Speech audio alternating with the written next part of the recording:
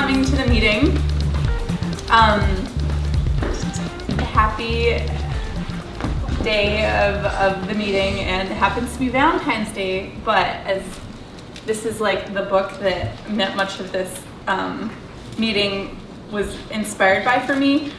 And she says there are not many public discussions of love in our culture right now. So we're here to have a public discussion of love because it gets commodified and just sort of mystified and taken to a point of almost meaninglessness when it really is sort of the foundation and guide of so many things.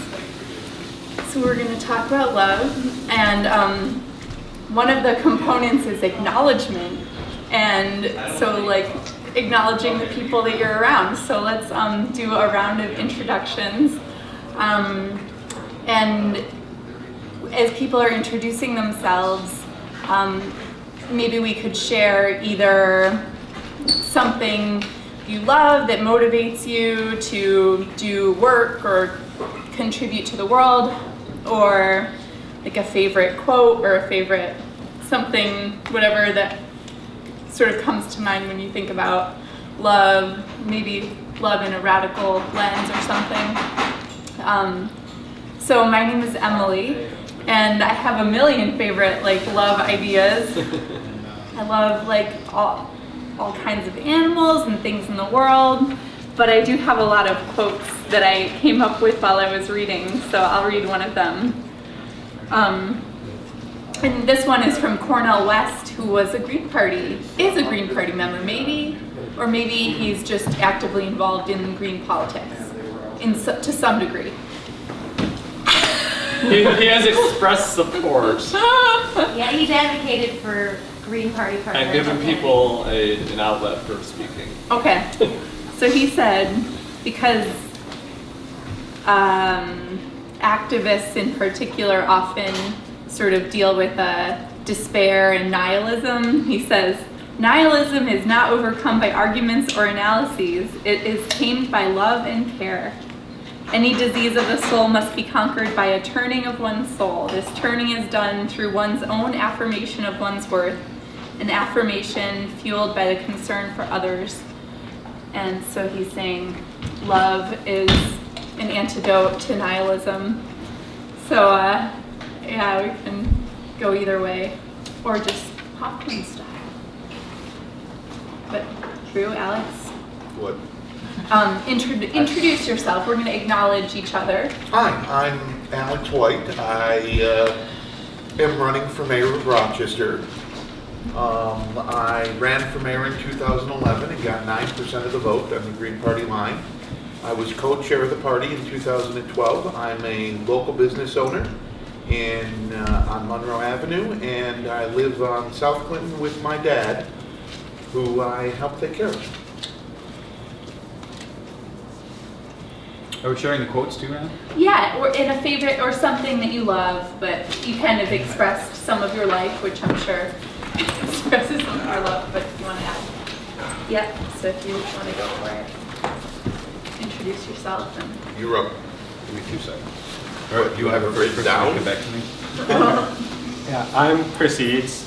I've done many things around the community, and really I love all of humankind. I love all of you.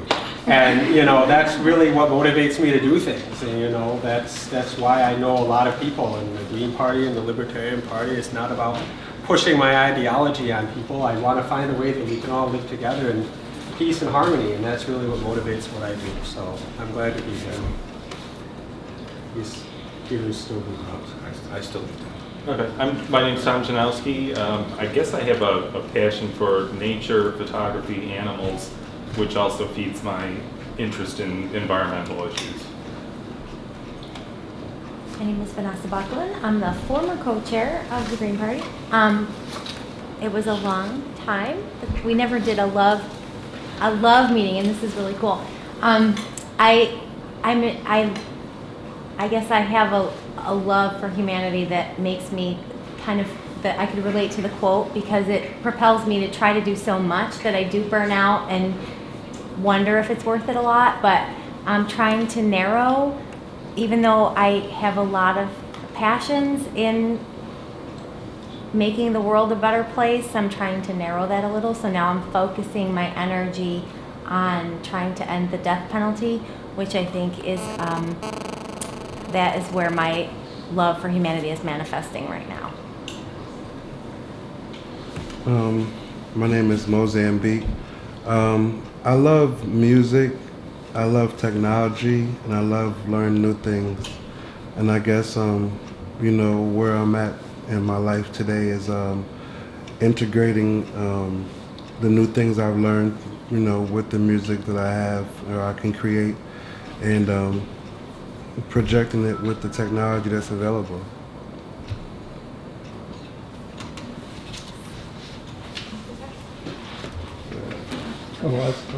Go ahead. That's all right. Come on, Pete, introduce yourself. Oh, you have to be on camera, that's fine. That's all right, go ahead. We know your heart's filled. Come on, Pete, just tell us your name. Share it. Go ahead. My name is Ted. I really love the therapists at the Brain Injury and Physical Therapy Department of St. Mary's. They have an inestimable amount of care and patience and minutiae to detail. And they've been working with my dad for the last week, and it's just been really awesome to go there and finally meet them and walk with them and him as he goes through physical therapy and brain therapy. It's been really cool to be a part of that. So. I'm Aaliyah, and I love my family and my friends and my cat. My name's Chris Wheelahan. I'm still troubled in understanding exactly what love means to me, maybe. I think there's multiple forms of love, and so that complicates it, but I guess, I don't know, I've come to understand myself as kind of misanthropic, but I know a lot of people who I think are really beautiful people, and I think they're beautiful in the sense of like certain things about their personality, and I love meeting people who have personalities that I can equate with beauty.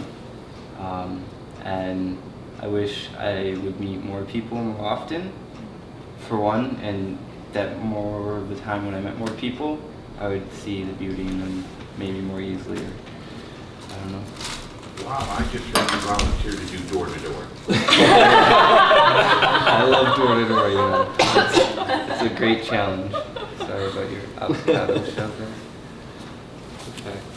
My name is Drew Langdon. I'm actually co-chair of the party at the moment. And just thinking the other day, I'm married to the party, so that's what I love. But anyway, what do I love? I love people, the communities that we all reside in. I love cooking, sharing food with those people in those communities is a very strong act of love for me. And I am sad when I don't get to do it as often as I used to. And I think those communities also extend to the non-human world as well. Very special going out in the forest. It's a very special time in life. My name is Shannon Richmond, and the first thing that came to mind is that I love dancing. and then what came to mind is that I love the moments, whether they're with people or in nature, that just feel really like sacred, where you're just kind of in touch with, like, I don't know, how fragile life is and the beauty of the moment. And sometimes it happens like alone, like for me, Drew mentioned the forest, for me it's like the ocean is where I often have that moment, or sometimes it's like in conversation with someone, so that's it. Oh, yay. I'm Scott Brandt, also former co-chair of the Green Party. I love everything, and I love the fact that I can be here tonight.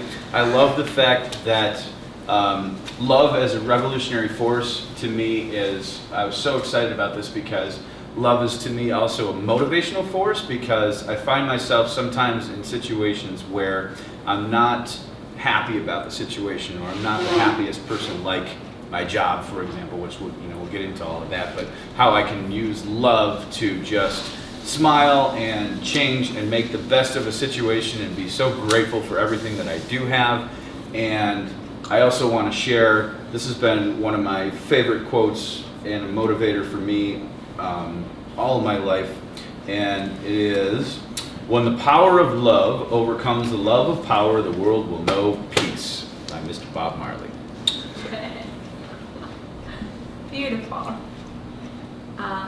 Yeah, so thanks for coming. And we will maybe get into a more in-depth group discussion about love, but if people are open to it, I have a sort of a practice for activists developed by a woman named Joanna Macy, who does a lot of sort of despair and empowerment work for particularly environmental activists, but that gets much broader in her work.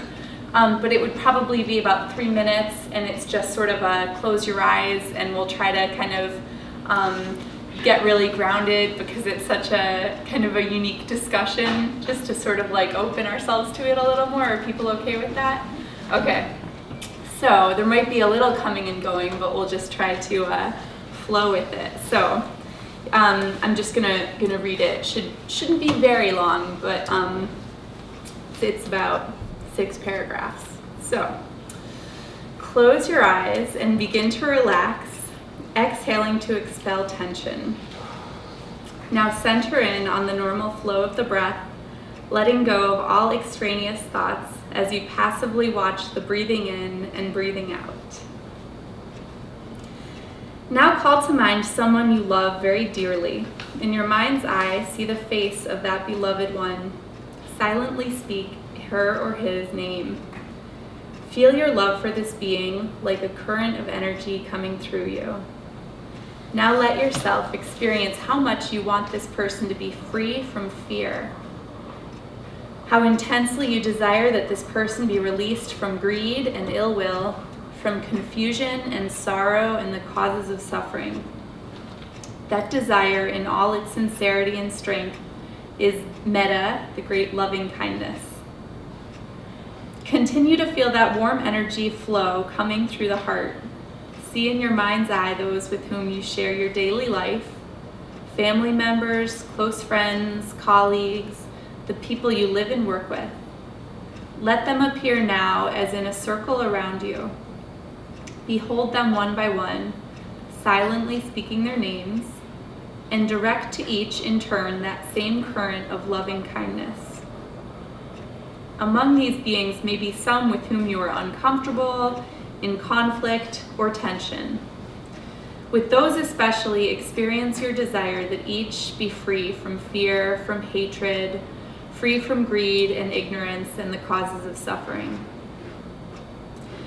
Now allow to appear in wider concentric circles your relations and your acquaintances. Let the beam of loving kindness play on them as well, pausing on the faces that appear randomly in your mind's eye. With them as well, experience how much you want their freedom from greed, fear, hatred, confusion, how much you want all beings to be happy. Beyond them, in concentric circles that are wider yet, appear now all beings with whom you share this planet time. Though you have not met, your lives are interconnected in ways beyond knowing. To these beings as well, direct the same powerful current of loving kindness. Experience your desire and your intention that each awaken from fear and hatred, from greed and confusion, that all beings be released from suffering. By the power of our imagination, let us move now out beyond our planet, into the universe, into other solar systems, other galaxies. The current of loving kindness is not affected by physical distances, and we direct it now as if aiming a beam of light to all centers of conscious life. And to all sentient beings everywhere, we direct our heartfelt wish that they too be free of fear and greed, of hatred and confusion, and the causes of suffering. May all beings be happy. Now, as if from out there in the interstellar distances, we turn and behold our planet, our home. We see it suspended there in the blackness of space, blue and white jewel planet turning in the light of its sun. Slowly we approach it, drawing nearer, nearer, returning to this part of it, this region, this place. And as you approach this place, let yourself see the being you know best of all, the person it has been given to you to be in this lifetime. You know this person better than anyone else does, know its pain and its hopes, know its need for love, know how hard it tries. Let the face of this being, your own face, appear before you. And experience with that same strong current of energy, of loving kindness, how deeply you desire that this being be free from fear, released from greed and hatred, liberated from ignorance and confusion, and the causes of suffering. The great loving kindness linking you to all beings is now directed to your own self. Now know the fullness of it.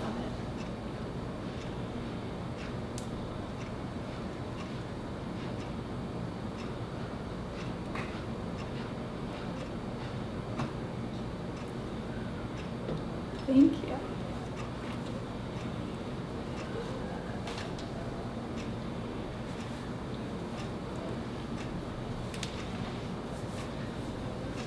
So a repetition in there was to be free from fear, and a lot of writing on fear and love see them as really like the same spectrum. So every time we step towards love, we step away from fear, and we can sort of see a connection to the revolutionary nature of being freed from fear.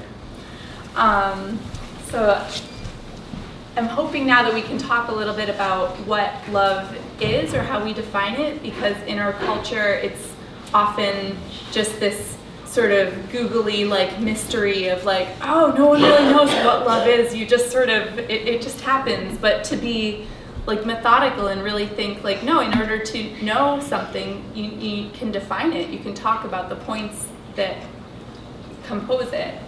And then sort of as a companion to talking about what love is, just notice the 10 key values of the Green Party. And I don't know, I think that that's kind of a nice cross-reference, because there really is so much interconnection here, and so many of the values of the Green Party I feel really do embody this like love ethic. The bell hooks definition sort of starts with these components: trust, commitment, care, respect, knowledge, and responsibility. And I thought maybe now in a group we could maybe bring up other components or come up with examples in life or culture, or sort of open it up to how you understand love, and maybe a little bit of analysis about what makes it an active force for like radical change in our society.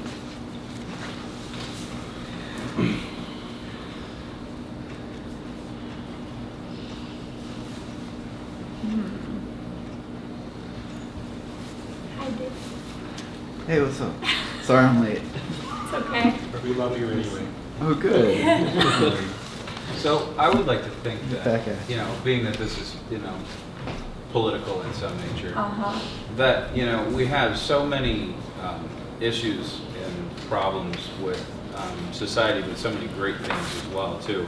And a lot of times, you know, as progressive-minded people, or, you know, as just politically involved people, we tend to focus on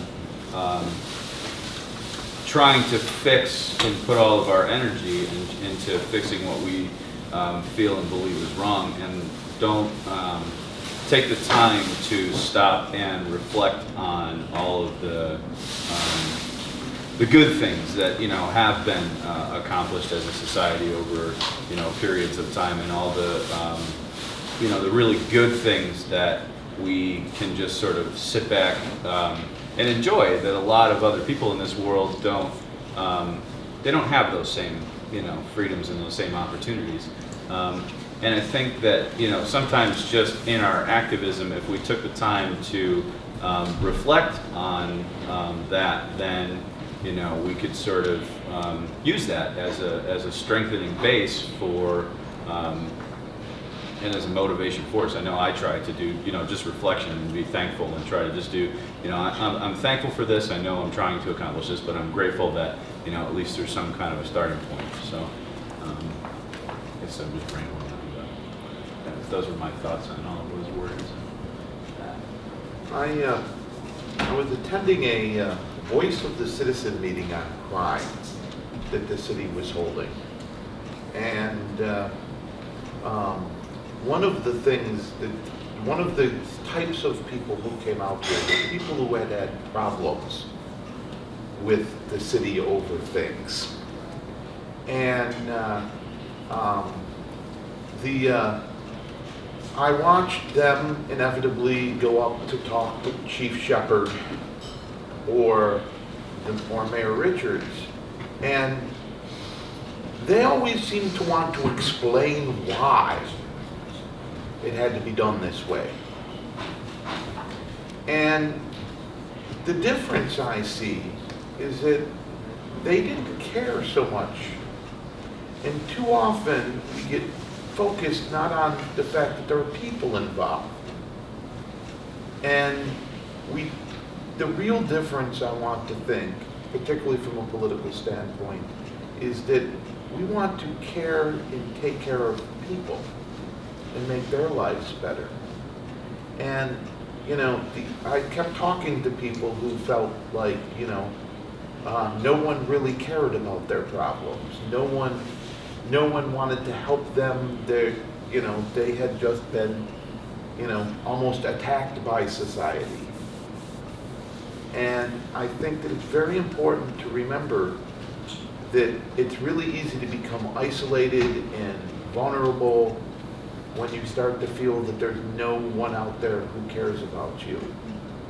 And then I think deeply that, it should come, our desire to be a party and to run should come from our desire to want to really help and care about people. Yeah, isolation really strikes me, and one of my favorite quotes, I wrote two of my favorites up here, is from Dorothy Day, and it's, "We have all known the long loneliness, and we have learned that the only solution is love, and that love comes with community." These are sort of like epic people who have sort of thought and theorized about love, but, solitude is beautiful, but community, to be open to community, is just such a crucial part of life. Yeah. I've been getting ready to talk to a group this weekend about the link between violence and poverty. And interestingly, Canada has come up with a thing about they have it, actually their government has a statement about this, and one of the things they identify is that violence, particularly against women and children, increases dramatically in situations in which they're isolated, they're alone, and they even use the word unloved. And they actually feel that that's a statistically provable fact in Canada.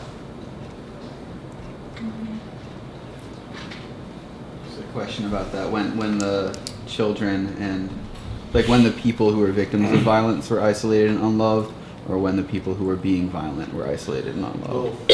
Both? I think the problem is in a broader perspective. We definitely need to focus on members of our community, the ones who feel isolated and the ones who are in poverty. But I think that the phenomenon is a cultural phenomenon where, because we have become so materially focused, it's very ingrained in us to look at our ability or other people's ability to provide monetarily and to provide a good home and everything that we envision as a good home. Not the love part, but the security system and the cars in the driveway. And that those things mean that you care about your family, or that you can provide means you care. And I think we tend to judge people who don't have the same means as other people as people who are not nurturing. I mean, we kind of have this connection in our psyche about judgments about people who don't have, and I think it goes deeper than that they don't have material means by which to purchase things, but we translate that to their ability to love their families or love their community. And if they, we use words like lazy and, selfish and, and I think that that's tied together. And I think that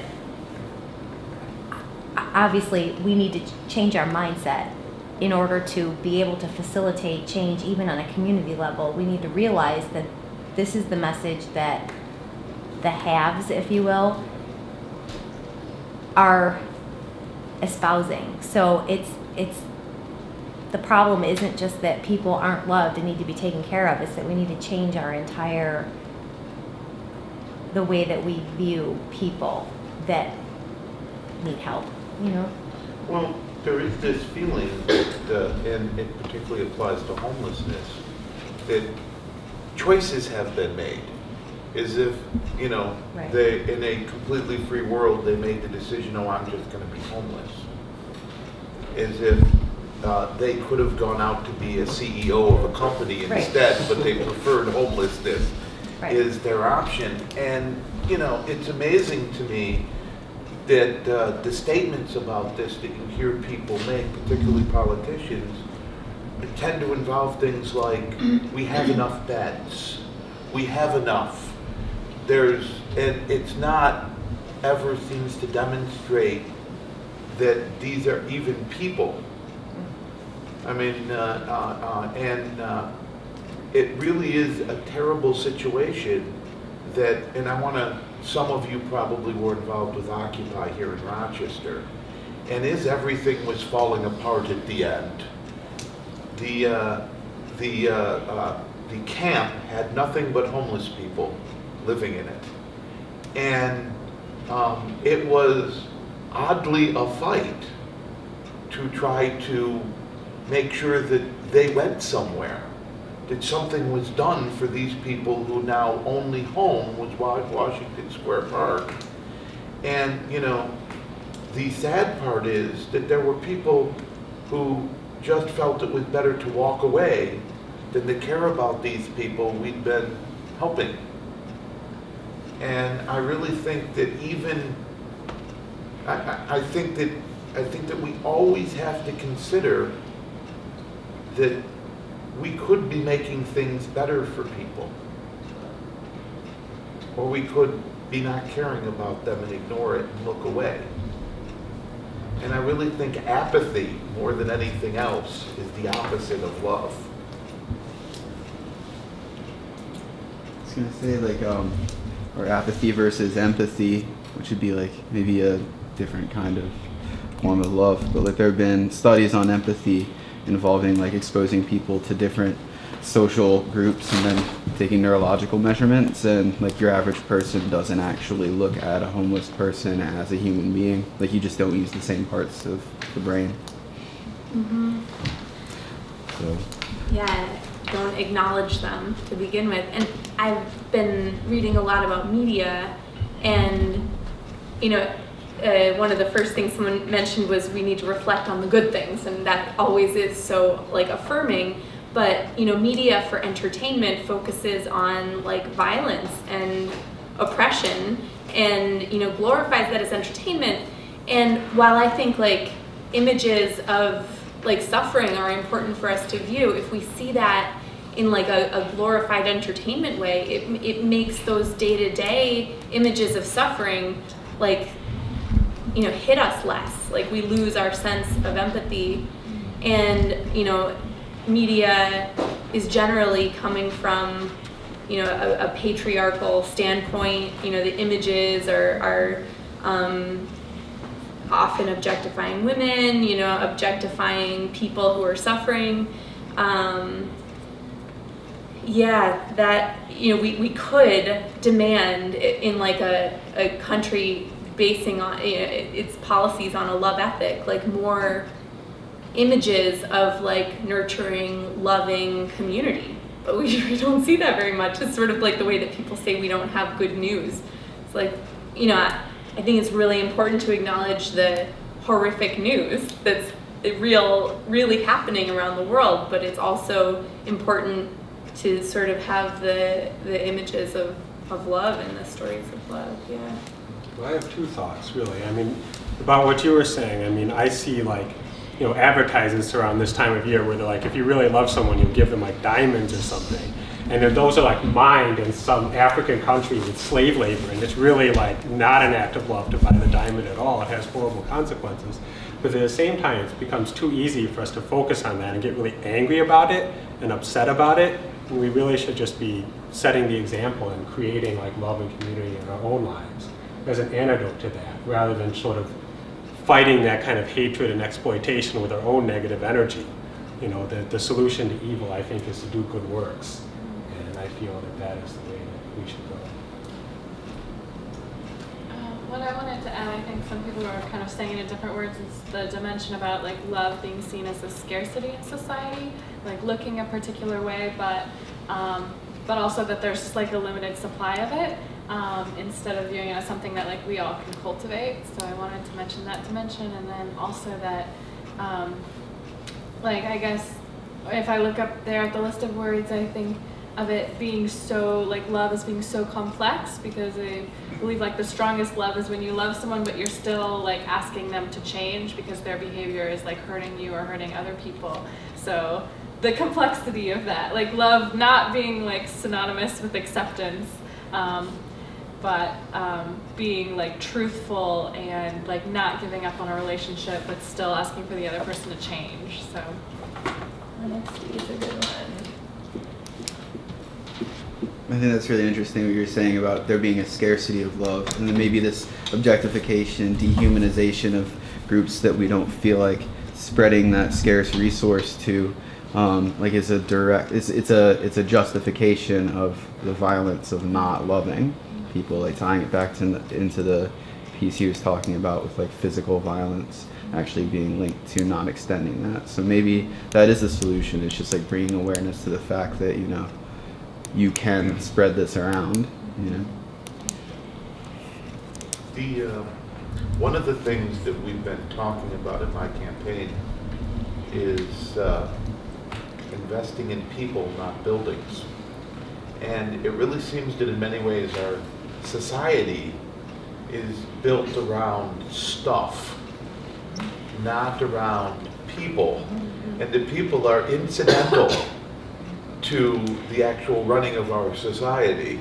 It's kind of an annoyance that they create trash and other things that need to be picked up, and that kind of prevents us from doing other, buildings and whatnot that we're supposed to be doing. But I sometimes get that opinion, get the feeling that our society is really more about stuff than it is about people. And I think it would look very different if we turned that around. I think people want things that are tangible and visible, and they see that as signs of progress.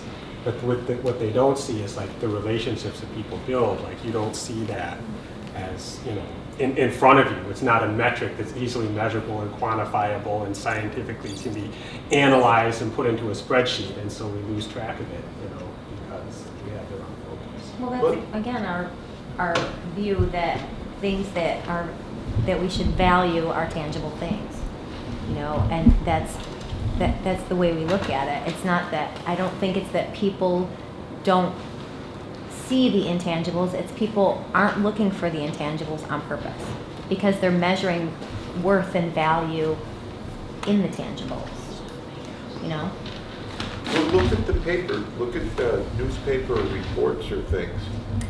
They had a good article about Richards today in the newspaper, and they talked about buildings. They talked about the Paytac building. They talked about the Marina project. They talked about these things. They didn't mention any of the poverty is up in Rochester. They didn't mention that the graduation rate is down. They didn't mention that income is down. They didn't mention that homelessness is up. There was no talk about people. It was only talking about stuff that he'd been able to accumulate for the city. One of Bell Hook's main points, such a good book, I highly recommend it, What's the title of it again? All About Love, but really anything by Bell Hooks. Really, she's just one of my all-time favorites. Is that abuse and neglect cannot coexist with love, and basically she says that many of us grow up not really knowing love. It's a loveless society because our system is based on neglecting people's needs. And it's really, it's an abusive dynamic. And so, you know, in the family that's reflected, she talks about physical abuse. And I mean, physical abuse, domestic abuse, child abuse, it covers the whole society. And it's not concentrated in poverty. You know, it's not. It actually is. It is?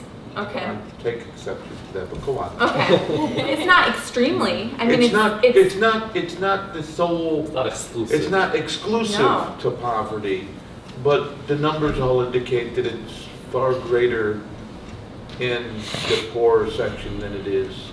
I wonder how that then reflects in the concentrated wealth, like whether it I think spikes that's- again. I think at that's the end. because you'll have like the state like examining people that are poor, people of color, and like interfering with them more than they will wealthy. So Mhm. like if that's like, you know, you'll see like, for example, like kids that get taken away from their families, like that's like way disproportionately like black families get broken up by the state than opposed to white, and it's not necessarily because there's more violence in like with like people of color homes. It's just that the state is more intrusive and like there's like just systematic racism. So maybe that those statistics are reflected that way.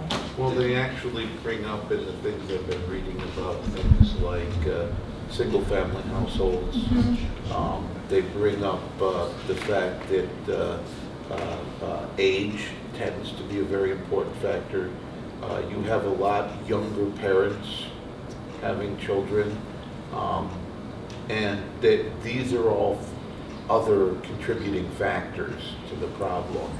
And also, you have a higher percentage of mental problems in the lower income and in poverty, and that also contributes to it.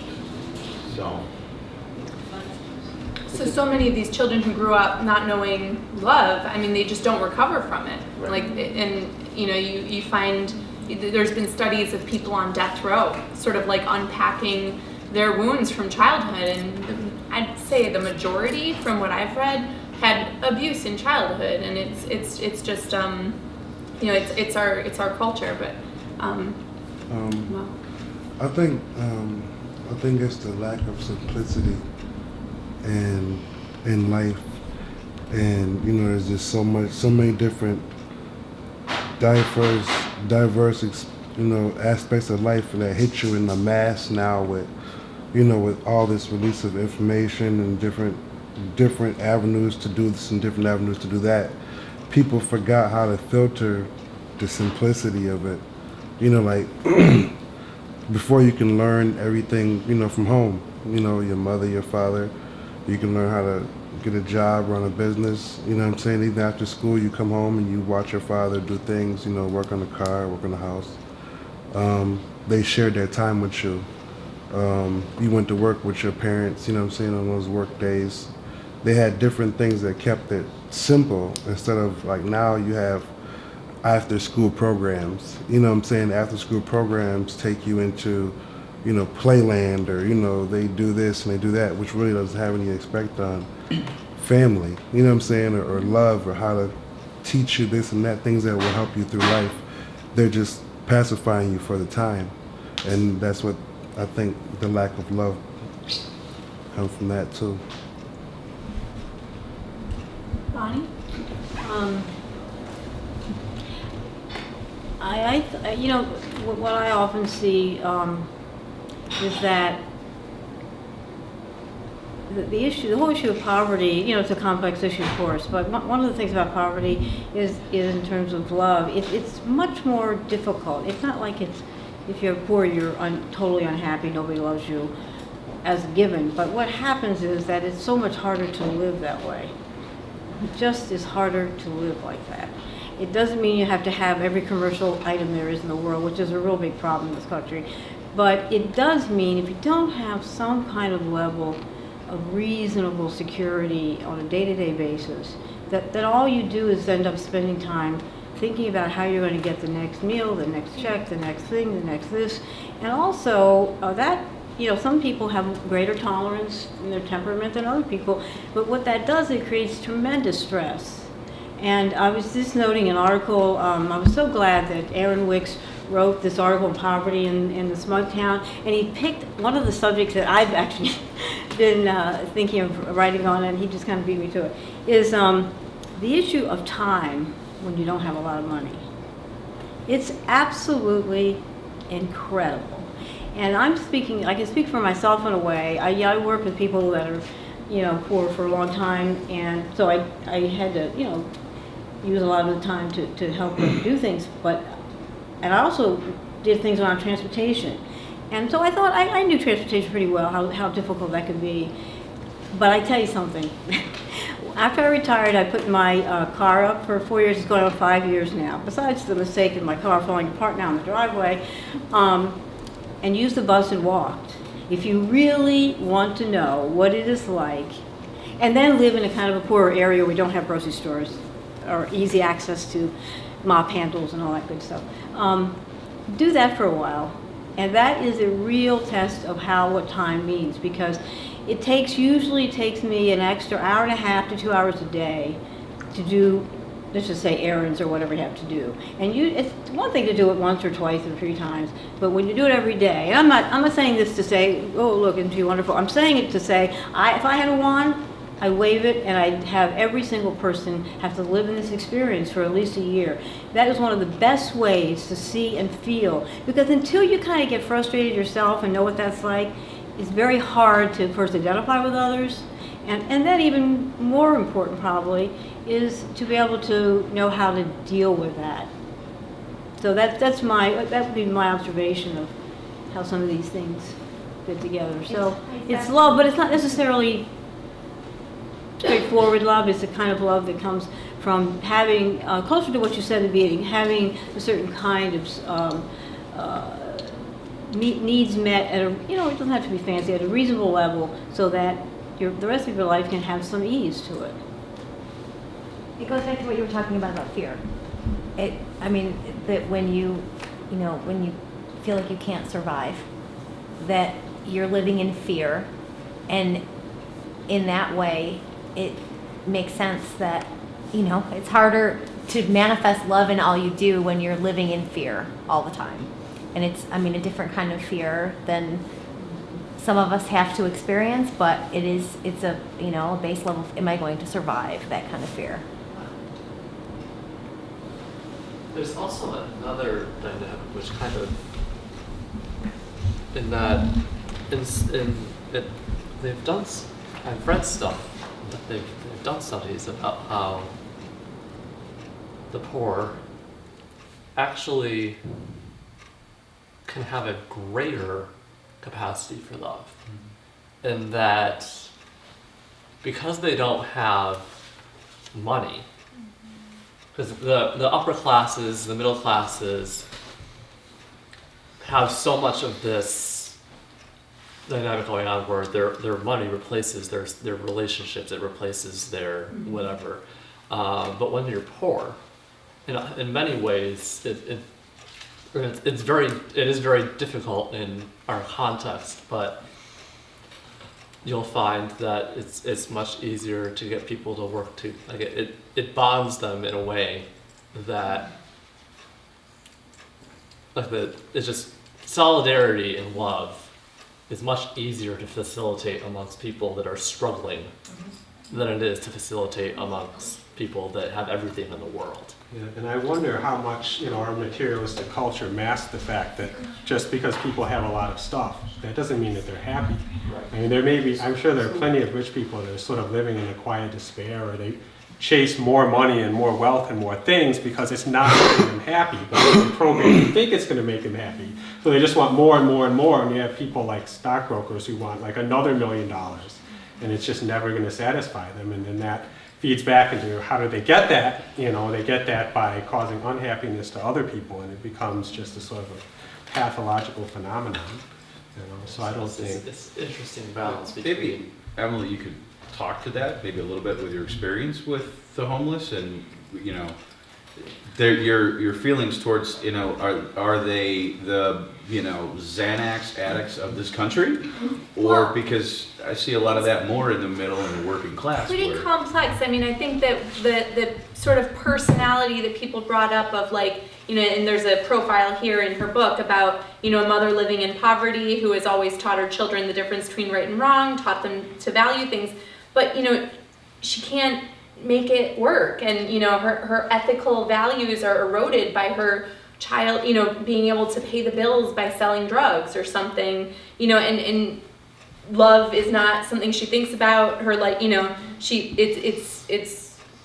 she's busy acquiring shelter, making food, making ends meet, finding ways to satisfy these other needs, and thinking about love might just cause her pain, and she closes her heart, and then she sort of talks about, it's easy to sort of addiction can come up because but I mean, my experience, also, so there's such a mixed like experience, but at the shelter where I work, I just find it's so uplifting. For 5 years now, it's like consistently my favorite way to spend time, because I go there and people are they're in the moment because their lives are more lived in the moment, and it's happier people, it's better interactions. They're not stressed out about they know what they're going to do tomorrow. They're going to walk up to the church, get the awesome breakfast, they're going to totally enjoy it, and then talk about it all day, be like, man, that was some good breakfast.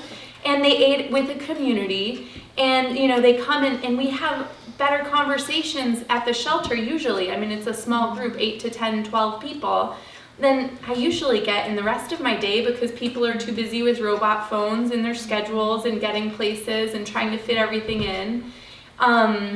So I also see that point where, if you're not living in that world where you can satisfy your desires instantly with your kind of greed, it's a culture of greed, but if you're just kicked out of that because you're excluded due to your financial lack, then you're sort of, all right, I'm excluded from this culture, but hanging out here on the edges, there's a lot more time to connect with people and to sort of be present with our real selves and our own truth. And I don't know, I hear people voicing more care and sort of respect for each other when they're talking about having to live in the police garage with a group of 30 people, and how they watch out for each other. And when I don't know, it is it's a mixed bag, but I mean, definitely the culture. That ties directly into that quote too about the principle underlying capitalistic society and the principle of love are incompatible, because that specific demographic is definitely the least targeted by predatory capitalist American society. They want middle class money, and so they're not bullied by ads or the competing grocery stores or the flyers in the mail and the papers and the ads on TV. They're not bombarded by all of these distractions that are solely based on predatory capitalist materialist society. They're disregarded by it. I want to be homeless. It's peaceful. I mean, if you want to, you could probably go You'll get live some longer. tips with, Huh? ask Emily to hook you up with some people to give you some tips on how to do it. Well, I think being homeless doesn't have to mean you can't have wisdom. Yeah, and I think that's one of the, the commercialism pieces are so connected and so much technology is, I think in some ways, not helping that very much. You get arguments about that, of course, but, so you can be poor, you can be homeless, and you can still have wisdom and a sense of yourself. So to some extent, all the over-need things we think we need, distract from that. And to get back to something that, and I think sense of community is one of the things that's dynamic in all of this. If you can bring a sense of community, it kind of balances out some of these things, so that even if you have too many things, you come community kind of thing, it helps, I think it helps give a certain good balance to it. But that's something we're not, maybe, I don't know if it's getting stronger in community or not, but it's something that has come more into dialogue in the recent years, I think. And like co-ops, all these things I think can kind of have a balance a little between, well, I got to earn a little bit of money to live with it, and yet it has a certain, cooperative community kind of feel to it. And that's one of the things we try to get the city to do. I mean, when you take all this and try to bring it down to what you can do, it's having a city that has, some co-ops and some cooperative kinds of things is one way, I think, of trying to get maybe a more happy medium. Yeah. Oh, I guess I would have to disagree with the idea that like the upper classes are not targeting like the homeless, because I think that the conservative refusal to fund homeless shelters or fund education or programs like that directly leads to homelessness, which leads to incarceration, and that's a direct attack on the poor. I wanted to talk a little bit about the concept of impoverished communities, or I guess impoverished people having a greater capacity for love or a greater resonance with it. I think it is more complex than that, and two really integral components are the community and then a sense of isolation. And then another component I think is really important related to the isolation is the built environment and how poverty is laid out across space, and that relates to people's ability to have mobility to their different needs and the sense of security. So when it was first starting to be talked about, I was thinking about differences between developed and developing countries in terms of poverty and sense of compassion or love, and I thought that there's a difference in a sense from people in an extreme poverty in developed country that go to shelters and banks and have that sense of community there, versus people who are on the edge but still isolated in themselves. And maybe it's when you start to have those extra set of social relations where you gain that sense of empathy of shared struggle, and then also an ability to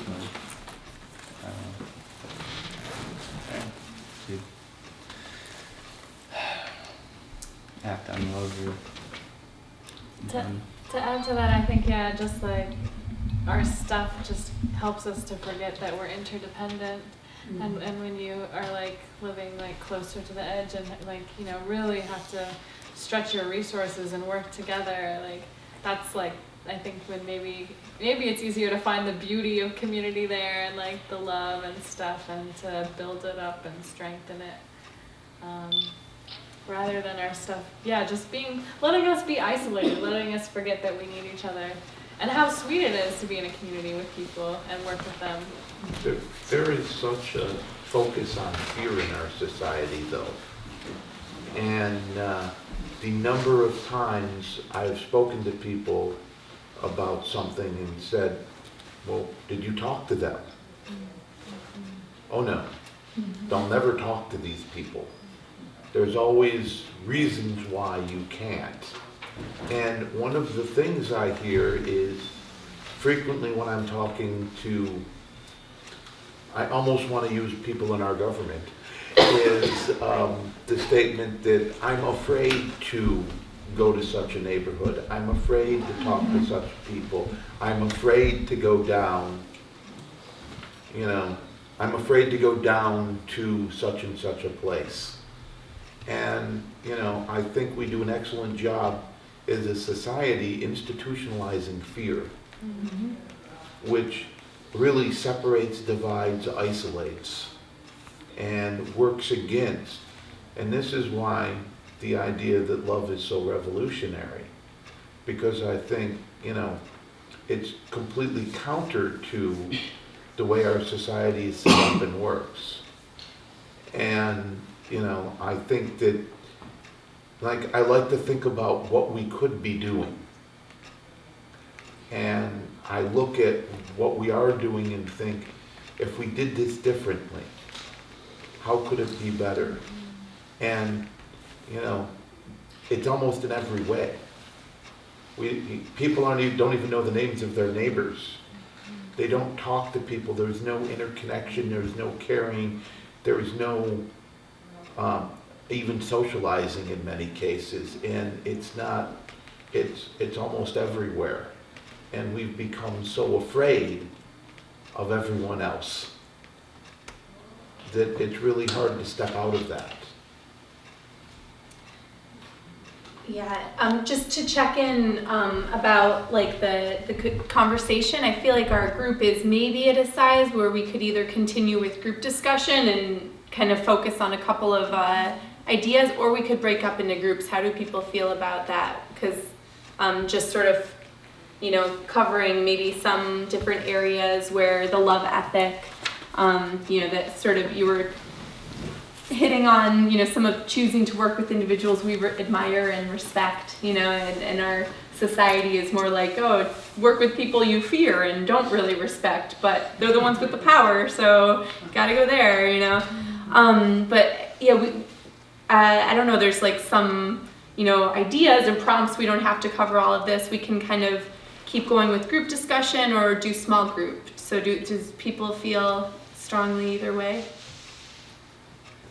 Since Ted is taping, we could keep going with group discussion, because I feel like it's been pretty balanced and bouncing around, and it's nice to hear different voices and stuff. Okay, cool. Some of the other ideas that Bell Hooks has for like living, you know, in a society with a love ethic are things we hear a lot, but we don't do, and we can see that in our society. Commit to give our all to relationships and really take those very seriously, and embrace a global vision wherein we see our lives and all our fate as intimately connected to those of everyone else's on the planet. We just absolutely don't see that. In fact, I mean, the fundamental concept of a state in many ways doesn't acknowledge that we're interconnected on the planet, you know, and so there's one way that I have just trouble with state politics, you know, because unless we really open it up and say, hey, we really need to make this like a very open, transparent, global effort, then it just feels disconnected. That's what I have for Black coming out. Yeah, I'm like,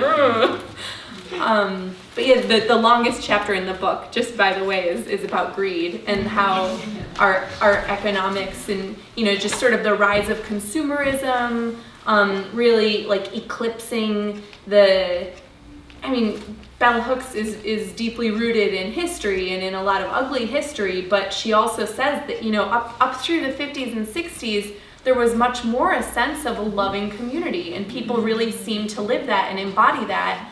And then come, you know, the end of that era, the 70s, it was like a brutal sort of like shoving consumerism down people's throats and making them give that up and saying, well, we're gonna make you better off, you know, and sort of saying, here, we're gonna like give people, throw some money around and sort of trade that for like a loving community. And I thought that was really interesting, because I don't often hear radical theorists sort of, you know, give credence to like a more, you know, romanticized like past vision. And it's not romanticized, but she just does say, you know, there was a definite transition there. And when businesses started to make employees see businesses as their family, they started to include spouses and family members in business activity. And I think that's the start of when the mindset started to change. They were very, intelligent the way they went about getting into people's lives, because they weren't in people's lives. People went to work and then they went home and they had a life. Work encompassed that life, so work became life, and I think that is was the beginning of our current mindset. It was just like the seeds of it, but I think that's how we could make such a radical shift in priorities and from the family, and that was really, even if we were consumerists before, but to transition us to complete consumerists, business had to become our personal lives too, and they did. Yeah, and I think this probably happened somewhere in the 1950s. I mean, people used to have extended families where many generations would live together, and now it's sort of it's become like this nuclear family thing. It's like the smallest possible unit. And I think, one of the things that's attracted me to the Green Party is, there's more of it's like building a new kind of family, like with, say, the commune type effort or the cooperative type effort. It's like, a voluntary association that it attempts to extend beyond that nuclear family thing into something that's like, something smaller than like a nation state, but bigger than that smallest possible unit, which we seem to have contracted into, so I think that is a good thing. I also think, that maybe you already talked about this, but the whole definition of work, and there's been some, again, recent studies, whether they're valid or not can be debated, but, it kind of comes from this puritanical culture that still lingers a lot in this country. I hate to say it, but it tends to be more male-oriented. And the line between self-reliance, which has some good things, community kind of good things, but it also has this extreme where it is, if you're not like the perfect person who never will have a problem and who always know how to make money and live and be wealthy, then you're somehow not quite worthwhile. It's still in this culture. It's maybe not as blatant as it was perhaps years ago, but it's still very much, if you look at the way people who have needs, financial needs, get funded, it's still a lot based on, they've improved some, but it's still a lot based on, are you really worthy? Did you really can't work? And the rules that go along with these things are very punitive still. A lot of them are very punitive. So it brings into question the whole ethic, the whole definition of work. And something that I have sensed lately that's pretty scary. When you think about the mechanization of things, corporatization and mechanization of things, and it used to be when you talked about robots and things, it was kind of like the outer space talk and all that kind of stuff. But now there's been stuff now written more and more that I guess there's this project at MIT where they've gotten really heavy duty into artificial intelligence and robots and big time, and it's going much faster than they thought it was. And so in this interview, the two guys who are really working on this big time project with this, they said, well, at the end of the interview, what do you think? How many jobs, what percentage of jobs do you think will be done by robots in the next 30 years? They said 60%. Then the next thing, I was waiting for the interviewer to ask us. The interviewer said, well, what about the people who would be normal? And they looked at each other and had this, the article portrayed this really giggling, kind of laughing, dismissive response. And sometimes you say to yourself, well, okay, that's just, kind of an isolated thing. But I get the feeling it's not that isolated. So the issue becomes, what do you do with work? And how do you redefine it? And it would be nice for a change if we would deal with these things before they become like, who do we shoot first, or who do we get rid of first, or who do we blame first? Which is a very difficult, I know it's difficult to do that, but it seems like we don't do things until like we're, to quote an overquoted thing, at the edge of really at the cliff and ready to fall over. Then people don't have to work, and they can devote themselves to artistic pursuits or intellectual pursuits, or things that would really, improve our quality of life. But instead, we're talking about like putting them into drones, so we don't even have to have people piloting them anymore. And the Pentagon is actually working on like robots that could replace infantry, so they will just shoot people without any qualms or moral scruples. And it's just like we have this entirely backwards focus on like, how can we use this technology to, displace people and make them slaves and kill them, instead of how we could use this to, make a better world where we don't have to work and we can devote ourselves to the pursuit of leisure and like what we love and like, you know, what you know, can improve the human experience for everybody. So that's my thoughts on the subject. Yeah, Bell Hooks says, you know, work occupies much of our time. Doing work that we hate assaults our self-esteem and self-confidence. Many jobs undermine self-love because they require that workers constantly prove their worth. Individuals who are dissatisfied and miserable on the job bring this negative energy home, even if they, you know, first believe that their a good home life might, you know, help like balance the dehumanization that they feel at work. But it's linked. You know, they're being abused. The misery is going to come home. So we can encourage friends and loved ones to move towards greater self-love by supporting them in any effort to leave work that assaults their well-being. And then here, she sort of talks about, you know, leaving the workforce and how, you know, this could also apply to like homeless folks or people who are just unemployed. But, you know, as we, as a society, free more people up, you know, we have unemployment. But I mean, logic in a love ethic would tell us that everyone could then work, you know, a couple of days a week, and we would then, you know, prioritize people and their well-being. Folks who are out of the paid workforce, women and men who do unpaid work in the home, as well as other happily unemployed people, are often doing what they want to do. While they are not rewarded by an income, their day-to-day life often provides more satisfaction than it would if they were working at a high-paying job in a stressful and dehumanizing environment.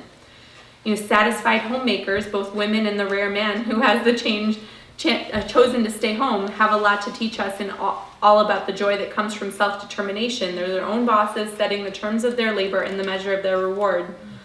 You know, that's right livelihood, and many of us did not learn when we were young that, you know, it's more about doing what you love. You know, that's not a message that we're given from society, and it really like undermines our ability to love ourselves and our families, anyone who we encounter, because that's the value, you know, doing the stressful thing that might, for some people it's great, and if people can find work that they love, that's just like a beacon of, you know, the attainability of like finding your right livelihood. But yeah, we don't live in a society that really supports us doing that. I think, and not that we don't have to go over this again, but in all these things, to me, one of the things either now or another time focus on is how do you then, like tomorrow, as a collective group, as a Green Party, as a platform, that may sound a little too restrictive, how do you start implement, how do you really, you know, so that it's an important intellectual conversation to have, of course, but, and there's, you know, probably 1,000 little ways, and you were mentioning some, but is there, does it hook up with a political agenda? And if it does, we ought to identify. If it doesn't, then, you know, there's maybe other ways, or it doesn't have to.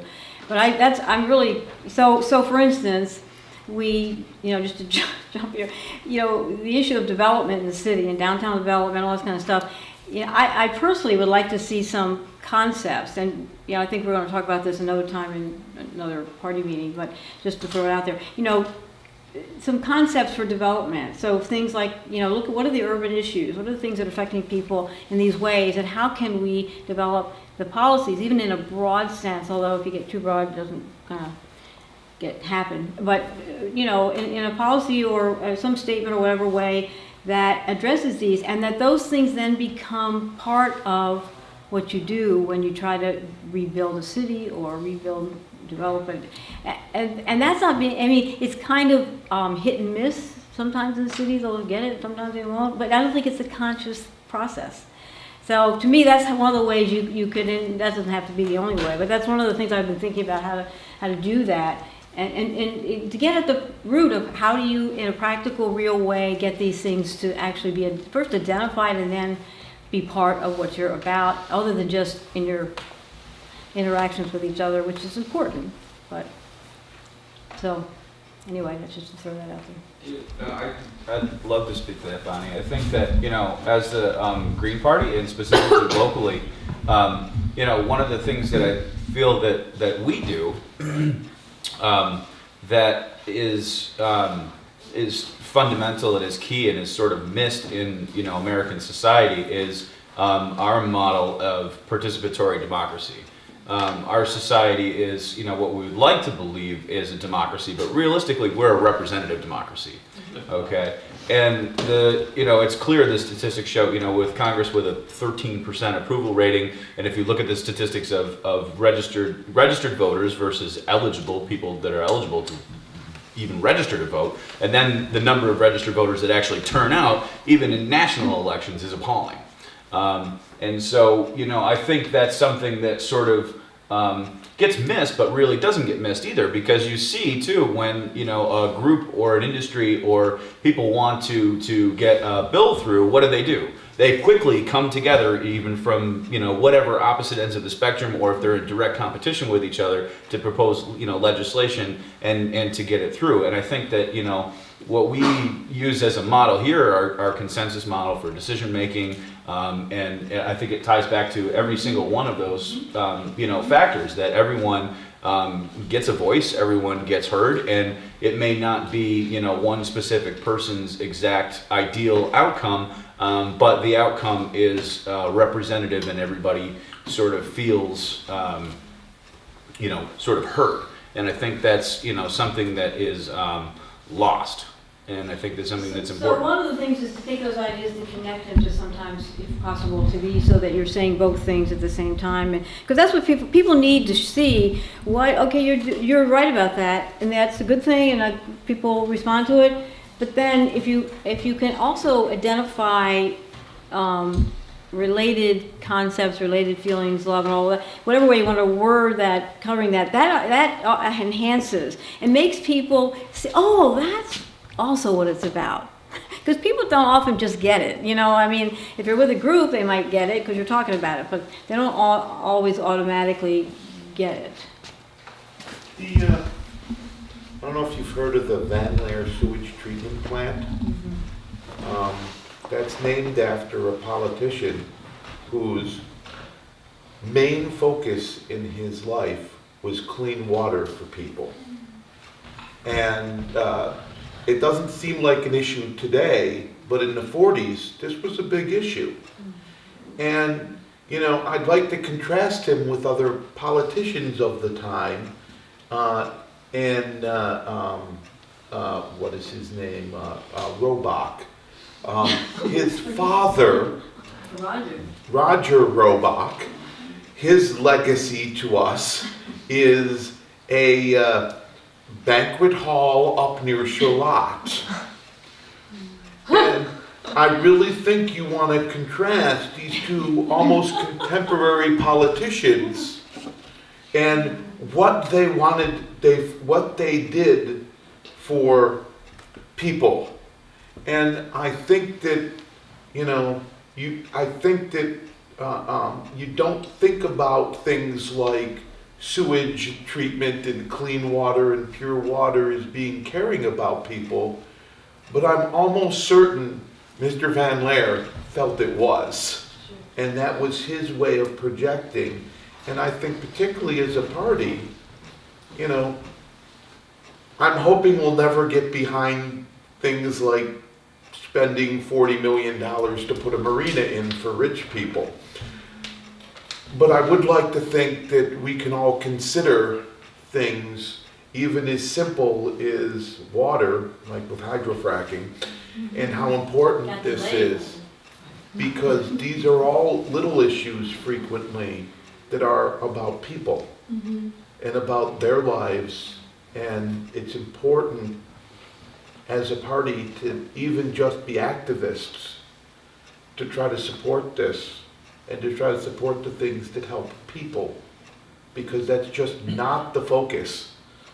There's way too many Roger Robachs out there and way too few, and I want to say it was also Roger Van Laer, but I could be wrong on that.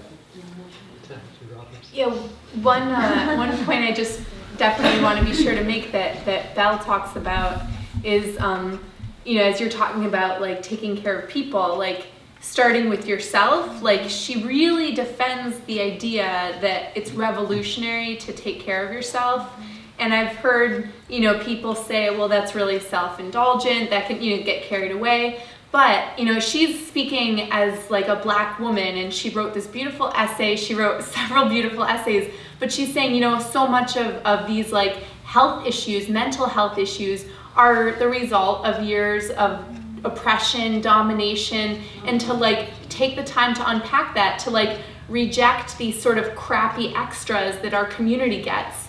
Oh, you know, like an attempt at like, you know, extra, you know, I don't know, trying to do like, you know, so she talks about like the new white yoga teacher comes to our community to try out her, you know, her like first few classes, but she's saying, you know, we really need to demand like, you know, that taking care of ourselves and demanding like high quality self-care and time to do that is really revolutionary.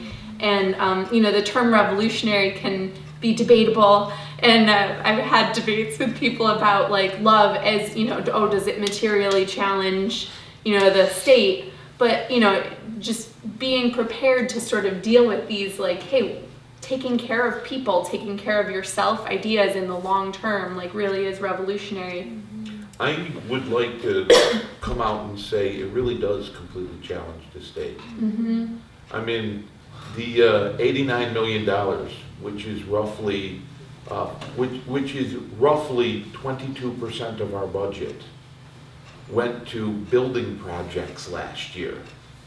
And in most cases, these are just giveaways to wealthy people that aren't really helping anyone else.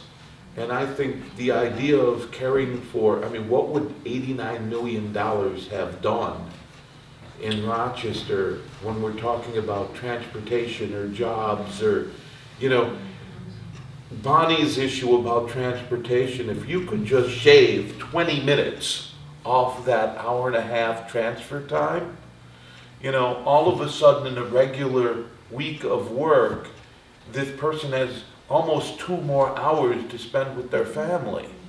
This is big stuff. And, you know, this amount of money and is really, and Richard summed it up best, and I love to quote him on this, budgeting is about priorities. And I believe that entirely. And unfortunately, I feel that when we look at budgets, I get a sense of what their priorities are. And it's not people in any way. And so I really feel that, you know, this is entirely challenging the way, the status quo at the moment.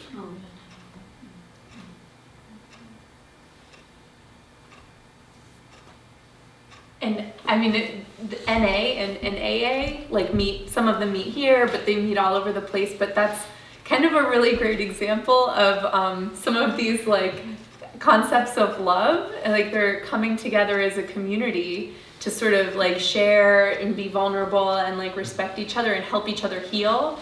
And like healing really is like a revolutionary thing. So yeah, I'm excited to sort of, you know, politically bring this vision of like healing rather than incarceration and punishment, you know, into, you know, the political arena. Yeah. Because I think that is just so incredibly positive. Well, one good example of that is that the people, this goes back a ways, but the folks who, I remember going to Albany once about, I don't know, like 10 years ago, no more now, about 20 years ago, and seeing on the Capitol steps this fairly large gathering of people, and they were talking about the death penalty, and every one of them had a very horrendous murder in their family of a family member, so it was not light stuff, it was really difficult, and every single one of them had gone through the process to be against the death penalty. And to hear people talk, so the healing thing, it's not obviously a brand new thing, it just we're still, you know, in revenge mode a lot, which is actually a normal thing to go through. That's another thing to understand, that it's normal to feel revenge, but it's not what you want to stay, not the level you want to stay at, especially as a society. But that was so powerful, I mean, because that's really tough. to go through, and some of these were really horrendous murders. I mean, they weren't just a regular murder.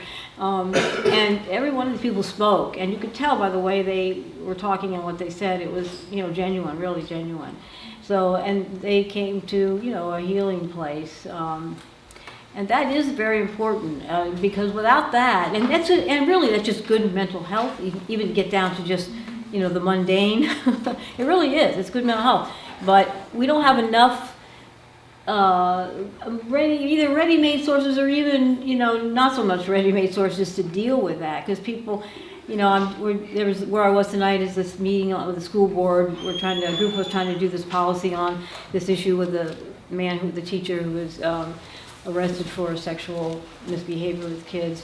And there are people in the subcommittee, you could tell, mostly people of color, because this was a child that was of color too.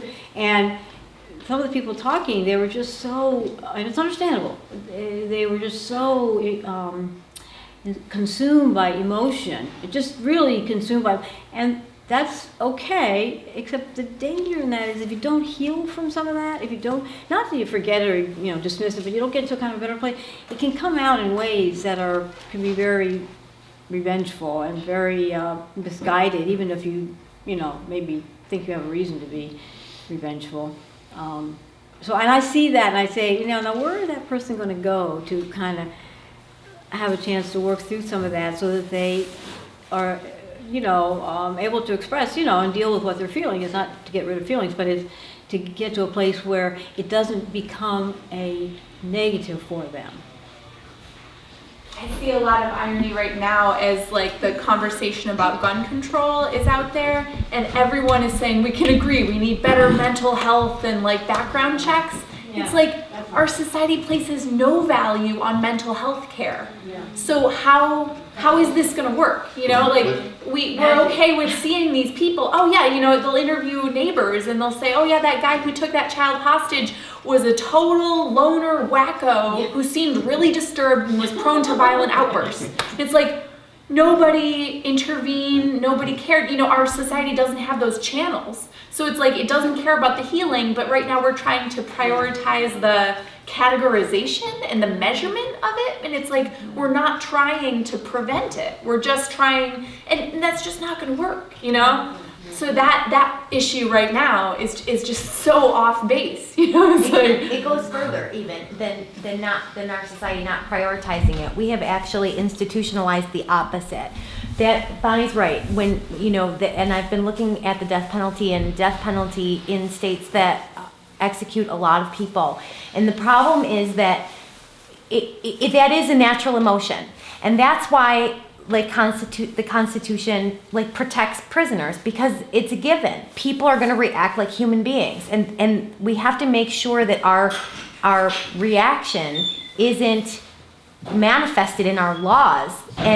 And I think that it's kind of twofold. It's not only in our laws, like the death penalty, that allow this facilitation of the revenge factor, but also our communication, our mainstream media keeps that hate and that fear and that blame, the mindset, and it makes the anger within us, instead of being able to dissipate and us being able to move beyond it and heal from it, it festers and it gets more intense, and eventually it becomes like we need to see justice. All we need to do now is see a name of somebody accused of something, and they're guilty, and they've got to be nailed to the wall, and they should die.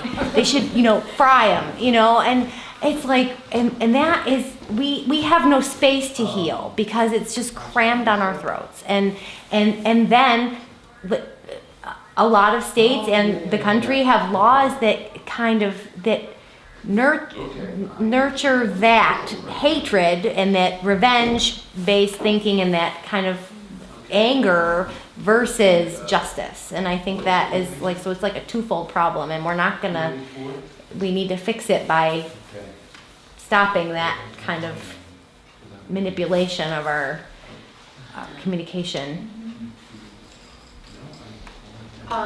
Just saying, we have yeah, we're gonna wrap up. One thing that I just wanted to throw out there, because I was just at a permaculture in death conversation with Scott, But one really cool thing that I learned that I didn't know before was that the death process used to be handled by families across the board. You know, that was the normal way to do it. You kept your loved one at home, you had them, you know, in the house, you had the grieving process, it was there, we were present with it. And it was the Civil War that changed that whole tradition, because people were far from home, there were tons of bodies on the battlefield, families far away weren't able to care for the bodies, they wanted them sent home. That started the embalming, you know, and then undertakers jumped into that little void to sort of help, you know, taking, you know, now that the body was involved. But anyway, it really, to me, like struck a nerve, because I feel that like the disconnection from death really distances us from life and from all these things. And so like this event was about the natural like permaculture death, like skipping all the toxic chemicals that are really just like poisoning other people and ourselves. And you know, it was like they framed it very much in a love perspective, like these are people, they're our loved ones, you know, and we're going to continue to care for them, you know, for their bodies. We're gonna care for them by not poisoning ourselves and things that they loved. But I just was kind of like, oh, it made sense that was just another war industry. You know, that was brought to us by war. And so that was like just the little death point that I wanted to make. But we can sort of wrap up, and then we have a few Green Party related events to talk about. But I'm so like grateful. I loved when you said, I just love all of you. It's so nice to, when you're working with people, just sort of like acknowledge that. It makes me really happy to sort of have these conversations. But any thoughts to wrap up with? I think this was fantastic. I think you did a great job. And thank you very much, Emily, for this was a great topic on a great day. So. No better way to spend our Valentine's Day. I love sharing, and I love food, and I made some wat, and if anyone would like some, it's some like Ethiopian lentil stew. You can grab some later or whenever. And I would like to share more with more people, ideally around food things too. There's stuff on the table, there's stuff in the other room. Please help yourself. There's some Green Party business, right? Yeah, speaking of love and sharing, sorry, I'm the duly appointed representative of the fundraising committee, but in order for us to continue our outreach and share with beautiful meetings like this and having our guest speakers, we do give a penance to the squirrel for letting us use the facility and to continue our mission out into the community. So if you feel so compelled and you would like to help, we'll just pass the can around. Thank you. My 2 cents.